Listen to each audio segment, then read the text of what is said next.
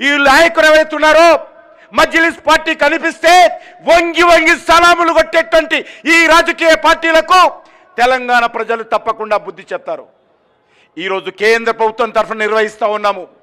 వచ్చే 3 సంవత్సరాల తర్వాత రాష్ట్ర ప్రభుత్వ ఆధ్వర్యంలో గ్రామ గ్రామాన అన్ని ప్రభుత్వ కార్యాలయాల్లో పెద్ద పండుగగా రాష్ట్ర ప్రభుత్వ ఆధ్వర్యంలో ఇదే తెలంగాణ గడ్డ మీద ఈ యొక్క హైదరాబాద్ లిబరేషన్ డే, హైదరాబాద్ విముక్తి ఉత్సవాలు నిర్వహిస్తామని మరొకసారి కోరుకుంటూ, ఈరోజు విశ్వకర్మ దివస్, ఈరోజు మన ప్రియతమ ప్రధానమంత్రి నరేంద్ర మోడీ గారి జన్మదినము.